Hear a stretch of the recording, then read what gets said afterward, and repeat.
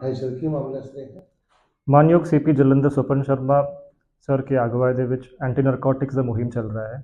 S a part of this crime branch incharge Harinder Singh ਤੇ ਉਹਨਾਂ ਦਾ team ਨੇ ਨਾਕਾ ਲਗਾਇਆ ਸੀ ਕੈਨਾਲ ਵਿੱਚ ਬਾਬਾ ਬੁੱਢਾ ਜੀ ਨਗਰ ਪੁਲਿਸ ਬਸਤੀ ਬਾਬਾ ਖੇਲ ਦੇ ਵਿੱਚ, ਔਰ ਉੱਥੇ ਇਹਨਾਂ ਨੇ ਵੇਖਿਆ ਕਿ 5 ਵਿਅਕਤੀਆਂ ਆ ਰਹੇ ਸੀ ਜੋ ਸ਼ੱਕੀ ਸੀ ਤੇ ਉਹਨਾਂ ਦਾ ਸਰਚ ਕੀਤਾ ਗਿਆ ਤੇ ਉਹਨਾਂ ਦੇ ਕੋਲ 5 ਕਿਲੋ ਅਫੀਮ ਮਿਲਾ ਸੀ। इस तो बाद FIR number 20 under section 18 NDPS act बस्ती बाबा खेल PS में रजिस्टर किया गया है। इतो जड़ा 5 व्यक्तियां हैं उहदे विच 2 बंदे हैं जो मेल्स हैं और 3 फीमेल हैं, और ये भी है कि इसमें बबलू जो रहने वाला है झारखंड का, उहदे उत्ते पहले भी एक FIR सी जड़ा FIR नंबर 43/2017 जलंधर रूल का है। ये बंदा पहले भी PO है एक कमर्शियल क्वांटिटी अफीम का, और उन्होंने भी असी फड़ा है। सर कितों में रहने वाले हैं?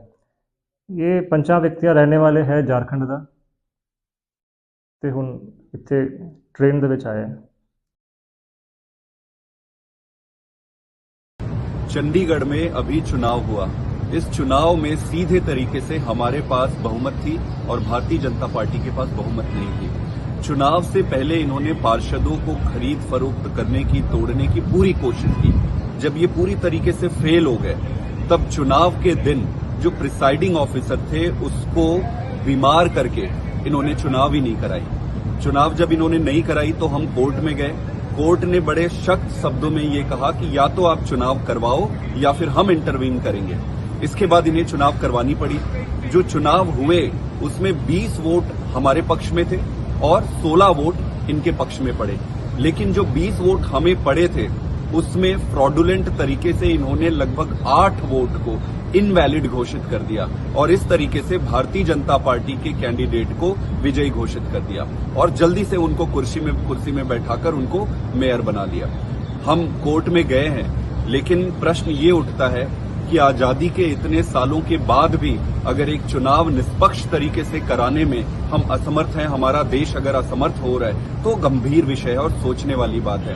जब वीडियो में ऑन रिकॉर्ड पूरी दुनिया के सामने इस तरीके से भारतीय जनता पार्टी फ्रॉडुलेंट तरीके से चुनाव में वोटों की चोरी कर सकते हैं तो फिर मन में एक बड़ा संदेह और प्रश्न उठता है कि बाकी के चुनाव में ये कुछ न कुछ करते होंगे या करने की कुछ भी क्षमता रखते हैं। तो आज देश के सामने प्रजातंत्र को बचाने के लिए और चुनाव की निष्पक्षता को स्थापित करने के लिए ये बहुत जरूरी है कि इसका विरोध हम सब मिलकर करें। कल 11 बजे हम भारतीय जनता पार्टी के मुख्यालय पर दिल्ली में विरोध प्रदर्शन करेंगे। इस विरोध प्रदर्शन में हमारे नेता माननीय अरविंद केजरीवाल जी और पंजाब के मुख्यमंत्री श्री भगवंत मान जी वो भी उपस्थित रहेंगे। मेरा आप सबसे निवेदन है कि आप सब भी भारी संख्या में पहुंचकर अपनी उपस्थिति दर्ज कराएं और प्रजातंत्र को बचाने में, चुनावों की गरिमा को बचाने में अपना योगदान दें। बहुत बहुत धन्यवाद।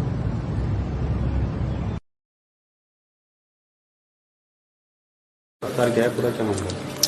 देखिए, आज थाना चजलेट में क्षेत्राधिकारी कांठ और SP RA के नेतृत्व में जो टीम थाना चजलेट की, इसके द्वारा आज 4 लोगों की गिरफ्तारी हुई है। इसमें एक शहाबुद्दीन पुत्र मुजफ्फर हुसैन है, ये ग्राम चेतरामपुर थाना चजलेट के रहने वाले हैं। दूसरे रमन चौधरी हैं, ये थाना चजलेट के ही रहने वाले हैं, ग्राम खानपुर के। तीसरे हैं मोनू बिश्नोई उर्फ सुमित, ये रसूलपुर गुज्जर थाना कांठ के रहने वाले हैं। और जो चौधरी हैं जो कि ग्राम चक पचोकरा थाना चजलेट के रहने वाले हैं। अभी हाल ही में पिछले इसी महीने में 16 तारीख को थाना चजलेट में एक घटना हुई थी जिसमें जो कावड़ पथ है वहाँ पे एक गौ जो वंश है उसका सिर वहाँ पे बरामद हुआ था और इसी पे फिर वहाँ पे थाना छजलेट में एक अज्ञात में एक मुकदमा पंजीकृत हुआ। और उसके बाद में 28 तारीख को फिर एक घटना हुई ग्राम चेतरामपुर में रात्रि में, और वहाँ पे एक गौवंश की हत्या कर दी गई थी और उसको बाद में फिर सूचना मिली और पुलिस ने जाके उसको फिर बरामद किया और फिर बाद में आगे की इसमें कार्रवाई हुई। और दोनों जो घटनाएं हैं वो कुछ आपराधिक रूप से जिस तरह से घटनाएं होती है वो संदिग्ध प्रतीत हो रही थी। और चूंकि जो घटनाओं की जिस तरीके से सूचना मिली और जिस तरीके से पुलिस को इन घटनाओं की जानकारी दी गई उससे एक शक हो रहा था कि ये घटना प्लानिंग के तहत की गई है और ये सिर्फ गौकसी के लिए नहीं की गई है, बल्कि इसमें और भी जो इनका कोई हिडन एजेंडा है। और इसकी जब हम लोगों ने पूरी टीम बना के जब जांच किया गया और पूरा देखा गया कि जिस तरीके से कैसे सूचना मिली पुलिस को, क्योंकि जो पूर्व की जो घटना हुई थी उसमें जिस व्यक्ति के द्वारा सूचना दिया गया उसने ये बताया कि जो गौवंश का जो सिर जहाँ पे मिला है वहीं से वो 10 मिनट पहले गुजरा था, तब वहाँ पे कोई अवशेष नहीं था, लेकिन जब वापस आया तो उसको अवशेष मिला और उसकी सूचना उसने पुलिस को दी। और सेम ऐसे ही जो 28 तारीख की घटना है, इसमें रात्रि में 12 बजे सूचना मिलती है पुलिस को और क्षेत्राधिकारी को और थाना प्रभारी को। जब ये मौके पे पहुंचते हैं तो वहाँ पे एक व्यक्ति का लोअर और उसमें एक पर्स मिला और पर्स के अंदर एक फोटो मिली। जब ये सारी चीज़ों की जांच की गई तो फिर जिस व्यक्ति का इसमें पर्स में फोटो मिला और उसका नाम जो लिखा मिला, मोबाइल नंबर उसमें मिला, उससे जब पूछताछ की गई तो उसके द्वारा ये बताया गया कि मेरी गांव के कुछ लोगों से पहले से पुरानी हमारी रंजिश है और उसी रंजिश में पहले बात चल रही थी कि ये लोग मुझे फंसा सकते हैं। और उसमें 2 लोगों का नाम प्रकाश में आया, जिसमें एक का नाम साहबुद्दीन था और दूसरे का नाम जमशेद है। ये अपने जो विपक्षी है उसको जेल भिजवाने के लिए इन लोगों ने इस घटना में जो मुख्य रूप से जो मोनू बिश्नोई है, राजीव चौधरी है, रमन चौधरी, ये लोग थाना छजलेट पे और थाना कांट पे अक्सर अपने काम कराने के लिए और इलीगल काम कराने के लिए पुलिस के ऊपर दबाव बनाते रहते हैं। और इसी में इनकी अभी पिछले दिनों जो मोनू बिश्नोई है, ये 307 में जो अपराध में यहाँ जो थाने पे कुछ लोग गए थे उनके साथ में इन्होंने मारपीट किया, थाने के बाहर ही इनकी गिरफ्तारी की गई थी, इनको जेल भेजा गया था। और फिर उसके बाद से दोबारा इन्होंने फिर आके वही काम करना शुरू किया और फिर जब पुलिस इनकी बात नहीं मानती थी तो इसी को लेकर इन्होंने ये पूरी प्लानिंग की। पहले इन्होंने 14 तारीख की घटना को प्लान किया, जिसमें इन्होंने नईम को इसमें इन्होंने 2000 रुपया दिया और उसको बोला राजीव चौधरी के द्वारा कि कहीं से जो गौवंश का जो सिर है उसको मतलब कुछ अवशेष लाके और थाना छजलेट में रखे, जिससे कि पुलिस पे कार्रवाई हो और पुलिस हमारे उसमें दबाव में आए। और उसके बाद में फिर इन्होंने दोबारा फिर यही काम किया और इसमें साहबुद्दीन और जमशेद को इनके द्वारा ये बताया गया कि तुम अपने जो भी आपके जो जिनसे तुम्हारी दुश्मनी चल रही है उनका नाम ले दीजिएगा और उनका फोटो, उनका जो नाम, सारी चीज़ें इन्होंने निकाल के वहाँ पे पहले जो है एविडेंस क्रिएट किया गया। और उसके बाद में वहाँ पे जो गाय है उसका गला काटा गया और गला काट के फिर इनके द्वारा सूचना दी गई। और जो लोग जो इसमें जिन लोगों के द्वारा इस कार्य को करवाया गया वो लोग मौके पे पहुंचे और फिर उन्होंने वहाँ पे पुलिस को सूचना दिया। तो गाय को भी इन्होंने, जो एक विमला देवी नाम की महिला है, उसके घर से चोरी करके ले गए थे रात में और रात में इन्होंने ले जाके उसको काटा है। तो इस तरीके से ये जो दोनों घटना है ये शुरू से ही अपने जो नेचर में संदिग्ध प्रतीत हो रही थी। और इसमें जिस तरीके से सूचना दी गई थी और जिस तरीके से पुलिस के खिलाफ वहाँ पे धरना प्रदर्शन भी इन लोगों के द्वारा किया गया था, इससे ये लग रहा था कि इनमें कुछ लोगों की साजिश हो सकती है और उसी पे हम लोगों ने काम किया।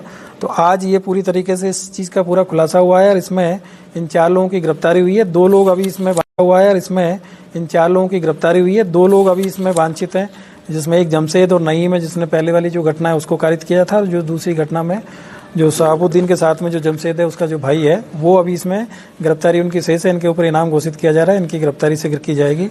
और अभी इसमें 4 लोगों की गिरफ्तारी हुई है और इन 4 लोगों के जब हमने इलेक्ट्रॉनिक सर्विलांस के माध्यम से इनकी लोकेशन और बाकी सारी चीज़ों को देखा गया, इनकी जो कॉल रिकॉर्डिंग्स देखी गई, इनके मोबाइल का जो डेटा है उसको देखा गया, तो इन सारी घटनाओं के जो साक्ष्य मिले हैं और इन सभी लोगों के द्वारा इस घटना को और जो भी षड्यंत्र इन्होंने किया था उस सबको स्वीकार किया है।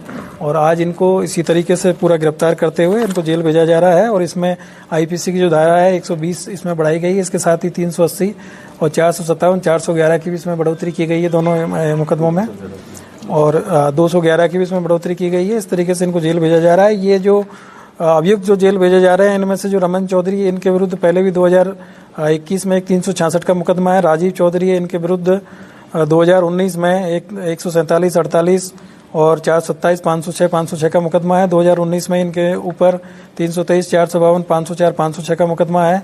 फिर 2019 में 147, 48, 452 का एक और मुकदमा इनके विरुद्ध है।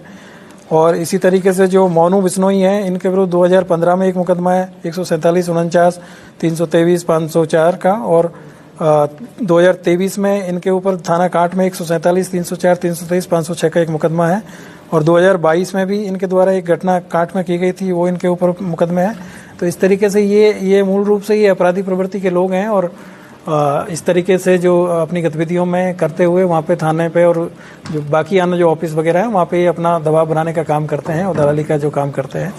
और ये क्या किसी संगठन से जुड़े हुए हैं सर? अभी इसकी जांच की जा रही है कि किसी संगठन में काम करते हैं नहीं करते हैं। अभी तक की जो जानकारी है उसमें इन लोगों की चूंकि आपराधिक इतिहास है, तो अभी इसकी जांच की जा रही है कि ये लोग किसी संगठन से जुड़े हैं कि नहीं जुड़े हैं। और इसके अलावा बाकी चीजें भी जानकारी मिली है, तो उसकी भी हम जांच कर रहे हैं।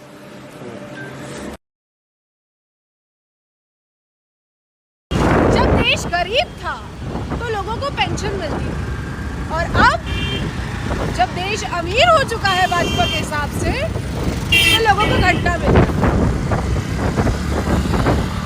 आप सबको क्या लगता है? कमेंट बॉक्स में मुझे जवाब जरूर दीजिएगा। जय हिंद, जय भारत, जय सिया राम।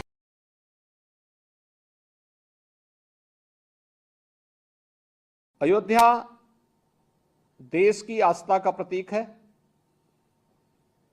जन भावनाएं अयोध्या के साथ जुड़ी हुई हैं, प्रभु श्री रामलला के साथ जुड़ी हुई हैं।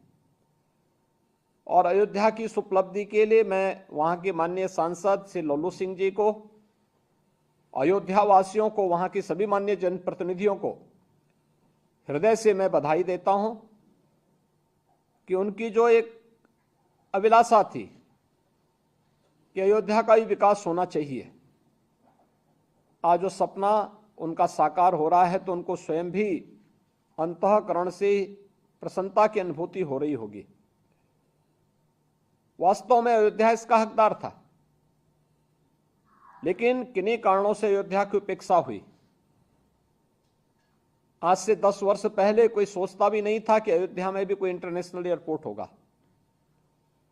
कोई सोचता भी नहीं था कि अयोध्या की बेहतर एयर कनेक्टिविटी होगी। ये तो बहुत सपना था, और लोग अपनी कथा और वार्ता से ही संतुष्ट हो जाते थे कि मर्यादा पुरुषोत्तम भगवान राम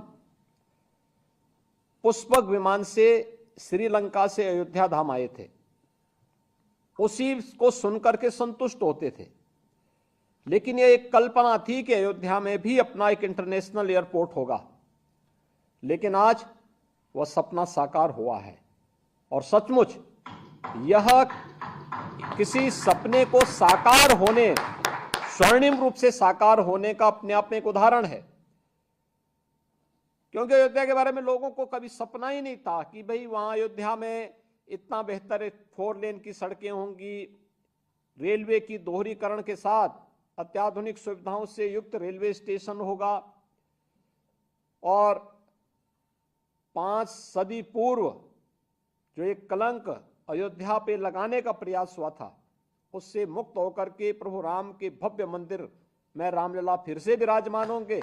इस सपने को साकार होते हुए देख करके आज पूरी दुनिया प्रफुल्लित है।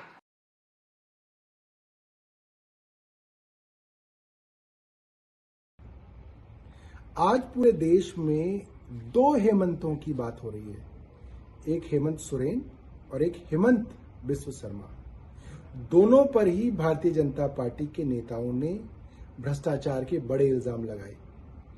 एक हेमंत बिस्व शर्मा तब कांग्रेस में हुआ करते थे और आज भारतीय जनता पार्टी के असम के मुख्यमंत्री हैं। अब भारतीय जनता पार्टी उनके ऊपर कोई इल्जाम नहीं लगाती। दूसरे हेमंत सोरेन वो हैं जिन्होंने भारतीय जनता पार्टी के आगे हार नहीं मानी, डरे नहीं, झुके नहीं, लड़ते रहे, और आज भारतीय जनता पार्टी की केंद्र सरकार ने उनको जेल में भेज दिया है। ऐसे दर्जनों नेता हैं जिनके बारे में भारतीय जनता पार्टी के नेताओं ने कहा कि अब ये जेल में जाएंगे और जेल में चक्की पीसिंग। चाहे वो अजीत पवार हो, चाहे वो प्रफुल्ल पटेल हो, चाहे वो हेमंत बिस्व शर्मा हो, चाहे वो शुभेंदु अधिकारी हो, चाहे वो मुकुल रॉय हो, चाहे वो पेमा खांडू हो, चाहे वो नारायण राणे हो, चाहे वो छगन भुजबल हो।